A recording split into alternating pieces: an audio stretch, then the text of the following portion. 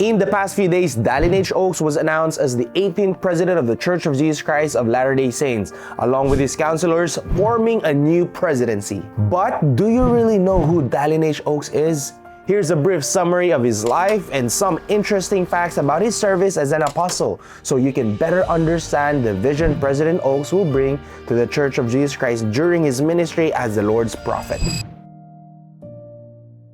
Dallin Harris Oaks was born on August 12, 1932 in Provo, Utah. He is the great-great-grandnephew of Martin Harris, one of the 3 witnesses of the Book of Mormon. When he was only 7 years old, his father passed away from tuberculosis at the age of 37. After his father's death, his mother, Stella's mental health was deeply affected. He and his 2 younger siblings went to live with their grandparents until he was 9 years old. At that point, he was finally able to return to live with his mother, who was a school teacher in Vernal, Utah. At age 12, he got his first job sweeping floors in a radio repair shop, where he discovered his passion for broadcasting. Before turning 16, he earned a radio operator's license, which allowed him to work as both an engineer and radio announcer for local radio stations in Vernal and Provo. After graduating high school, he attended Brigham Young University, where he occasionally served as a radio announcer for basketball games. It was one of those games that he met June Dixon, who would later become his wife. Interestingly, President Oaks was unable to serve a full-time mission in his youth because the US government had restricted the church from sending missionaries abroad during the Korean War. In 1952, President Oaks and his beloved June were sealed in the Salt Lake City temple and went on to have 6 children, 4 daughters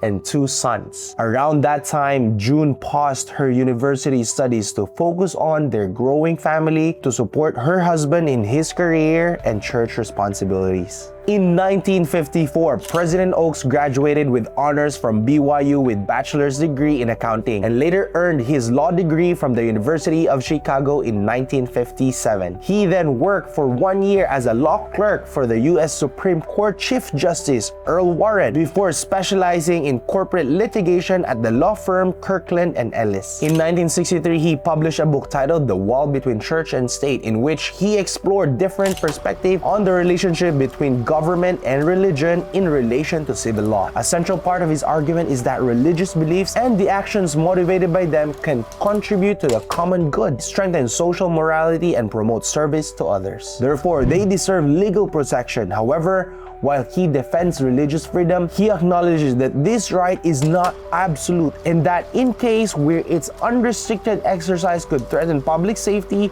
health, and general welfare, it is legitimate for the state to impose reasonable restrictions as long as they are limited and non-invasive as possible. In 1971, President Oaks was appointed president of Brigham Young University, where he served until 1980. At that time, BYU had been closely associated with certain anti-communist political ideologies. In response, he worked to depoliticize the university, emphasizing education grounded in both academic excellence and gospel principles rather than political influence. After leaving BYU in 1981, he was appointed Justice of Utah Supreme Court by Governor Scott M. Matheson. In 1984, he was called to serve in the Quorum of the 12 Apostles, which meant the end of his judicial service. His calling was quite unique.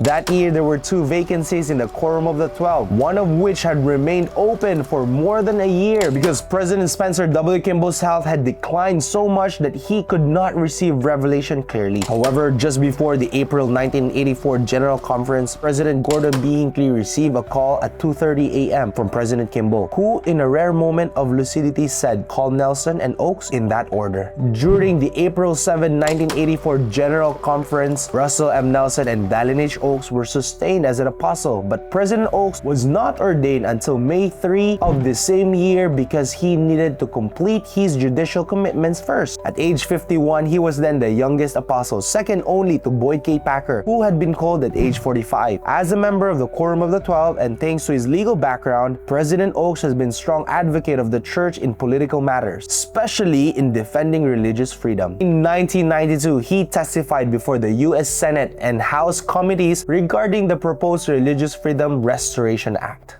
In July 1997, his beloved wife June was diagnosed with pancreatic cancer. When the illness was far advanced, she told her children that when the time came, they should help their father find a worthy companion who would fit well to their family. July 21, 1998, June passed away, leaving a deep void in the Oaks family. President Oaks said of her, "My academic achievement and career success have been based on the fact I married someone I love, who helped me focus my energies. I had a B average when I met June.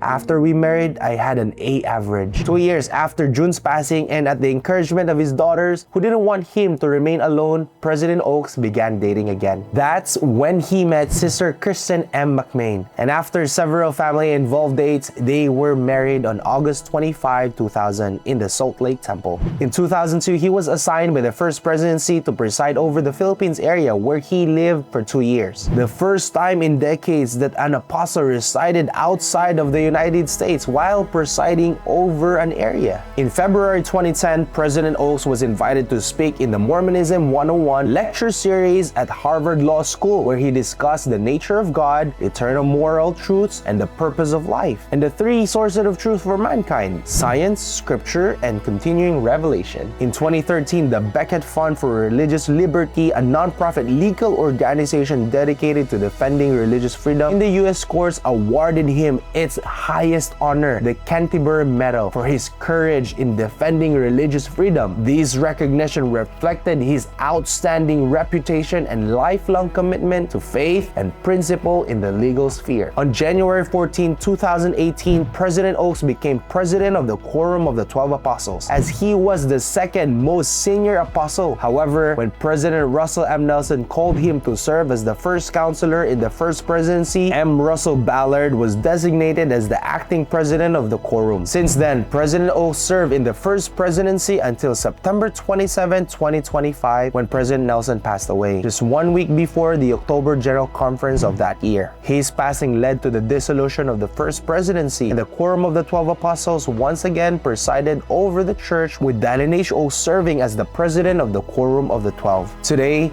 Dallin H. Oaks has been set apart as the 18th president of the Church of Jesus Christ of Latter-day Saints. I have no doubt that now more than ever, we need someone with President Oaks' experience and character to lead the church. We live in times of social, political, and ideological, and even religious conflict. But the Lord, in His wisdom, has prepared the way for this faithful servant of God. I sustain and support President Oaks, just as I sustained and supported President Nelson, because I know that God calls each prophet for a specific purpose. I am excited to see what President Oaks will accomplish during his ministry as the president of the church. If you already knew some of these facts about President Oaks, let us know in the comments. And if there's another story or detail we didn't mention, share it with us. We'd love to read it too. But that's it for now. We will see you in the next video.